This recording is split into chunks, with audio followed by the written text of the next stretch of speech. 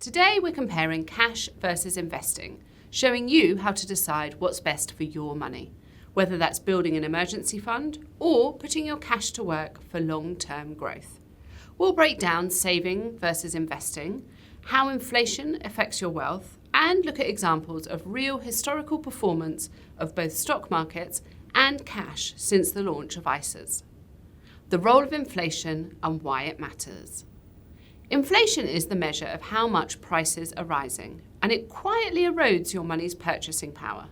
If your cash isn't earning more than inflation, its real value falls over time. Understanding the difference between saving versus investments and how your goals and risk tolerance fit into that can make a massive difference to your financial future.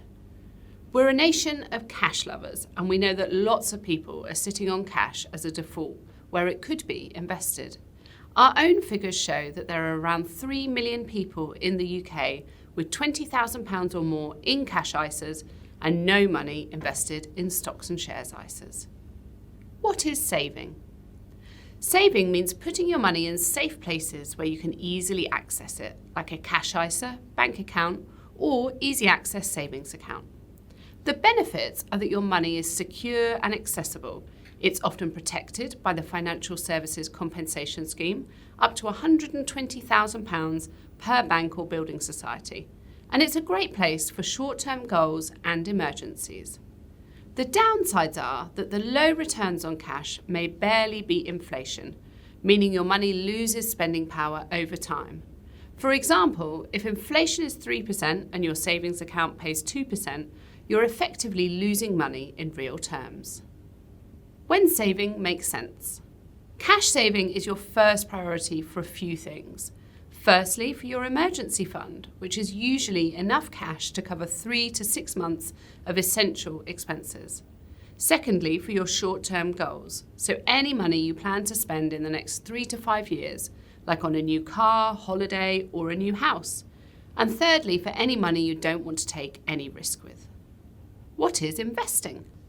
Investing means putting your money into assets like stocks, funds, bonds, or ETFs. And for this, you typically use a stocks and shares ISA or pension, or perhaps a dealing account. The benefits of investing are numerous. There's the potential for higher long-term returns than cash.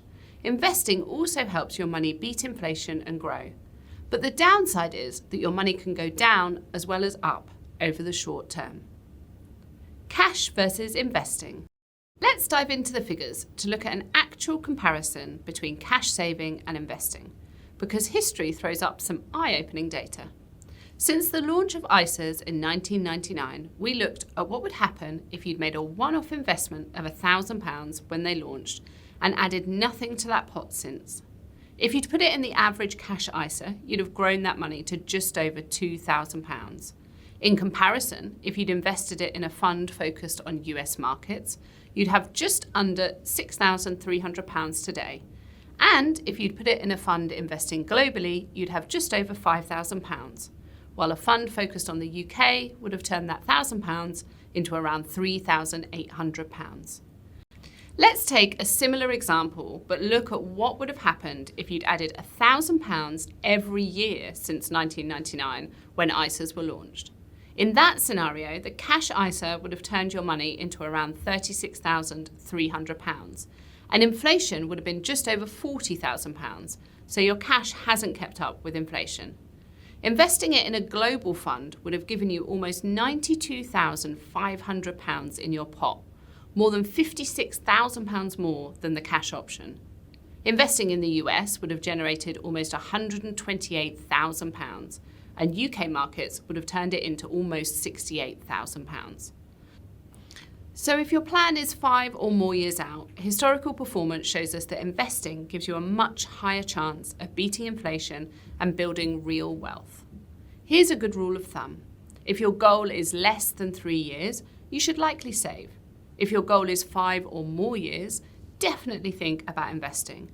And if your goal is 3 to 5 years out, think carefully about the risk you want to take with your money and your confidence in markets. How to get started investing. Investing can feel intimidating for first-timers. That's totally normal. There are a few ways to ease into it. You can start small and build up your confidence. On AJ Bell, you can start from as little as £25 a month. And regular monthly contributions can take out the tricky task of trying to time the market. You can also easily spread your money around different assets, also called diversifying.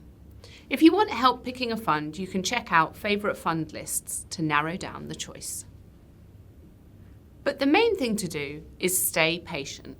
Markets go up and down, but history favours long-term investors, and it's best not to panic if markets do fall.